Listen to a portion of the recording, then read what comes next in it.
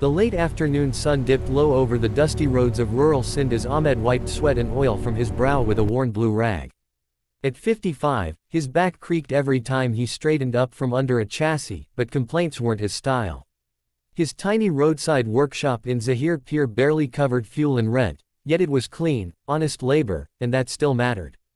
His son, Bilal, had phoned that morning from Lahore University, voice tight with worry about the upcoming semester fees for engineering. We have to go. Ahmed had stared now. at the empty Where are we cash drawer going? and said the To usual. safety. Get in "I'll the sort car." it, beta." Mom? Don't stress. He always found a way, even if it meant skipping meals or delaying his own doctor's visit.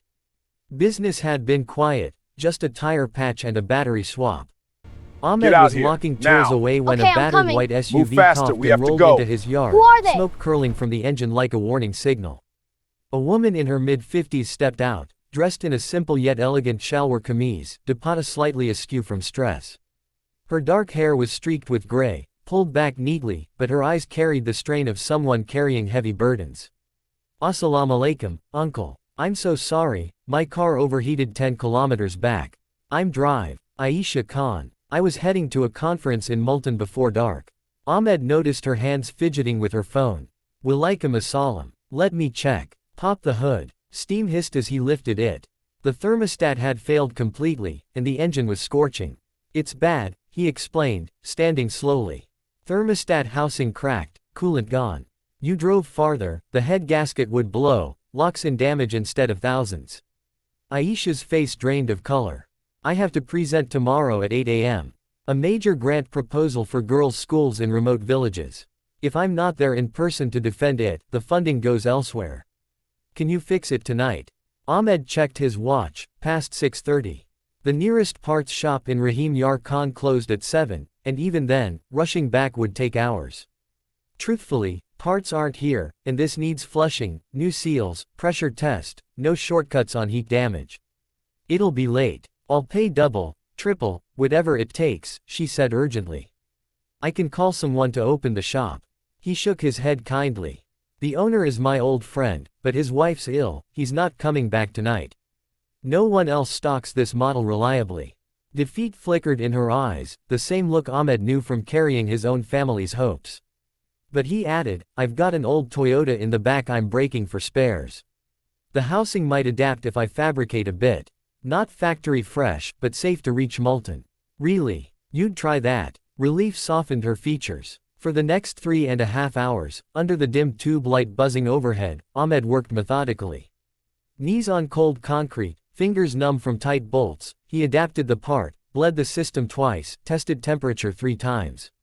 His father had drilled into him, pride isn't in fancy equipment, it's in doing the job right, no matter what.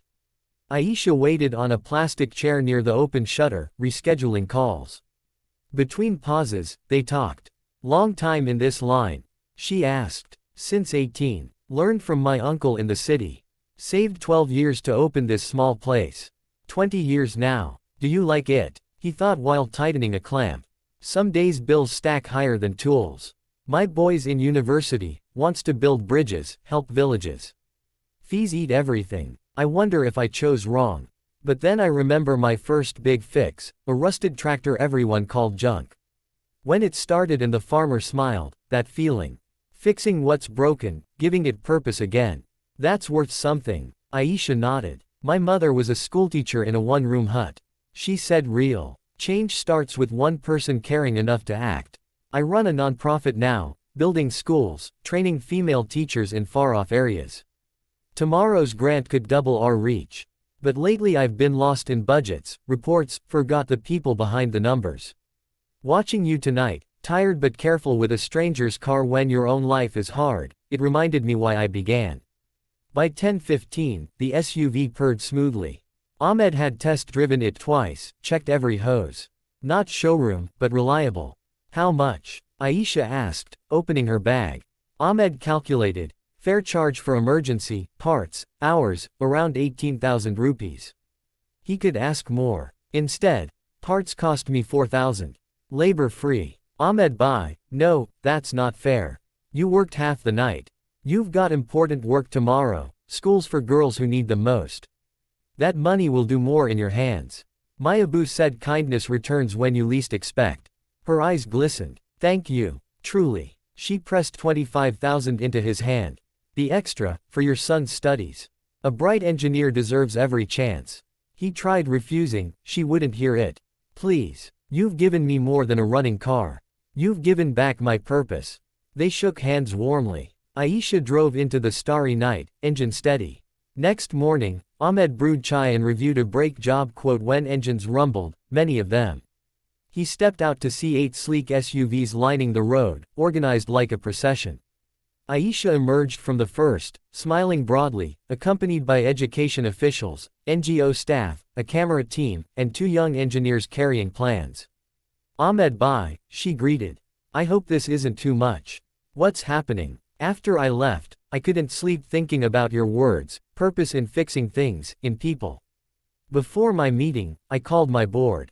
The grant passed this morning, first initiative, support local tradespeople like you. She gestured. These are contractors, vocational trainers, ministry reps. We're upgrading your workshop, new tools, hydraulic lift, computer diagnostics, solar panels for power cuts. We'll fund 2 apprentices from nearby villages, set up a small scholarship in your name for children of mechanics wanting technical education or engineering. Ahmed's throat tightened. Why me? Because you gave when you had little. You saw need and acted, no calculation. The world needs more like you. My organization isn't just about buildings, it's about lifting people who lift others. A project manager stepped forward. We'll expand your space, secure contracts with government transport and local schools for fleet maintenance. Steady work so you never worry about fees again.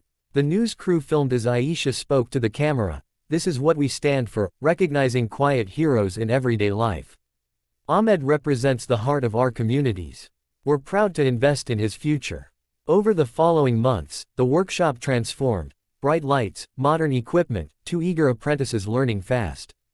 Contracts brought reliable income, Bilal's fees paid easily, plus savings started. Ahmed mentored with the same patience his uncle once showed, teaching not just repairs but integrity. Aisha visited often, an unexpected friendship grew, rooted in respect. His story appeared in their campaigns, soon he spoke at village schools about skilled trades dignity. One evening, locking the upgraded gate, Ahmed read the new sign beneath his name, kindness travels farthest on honest roads. His phone lit up, Bilal's message, topped my mechanic's practical today. Thanks for believing, Abu. Ahmed smiled, remembering that smoky evening when one broken car felt like another burden. His Abu had been right. Kindness circles back, often bigger than you dream. If this story warmed your heart, like the video, share it with someone who needs hope today, and subscribe for more tales of goodness in tough times. Comment below, when did a stranger's small kindness brighten your day? Your story could inspire the next person to help. Let me know if you'd like tweaks, more dramatic, shorter, different profession, etc.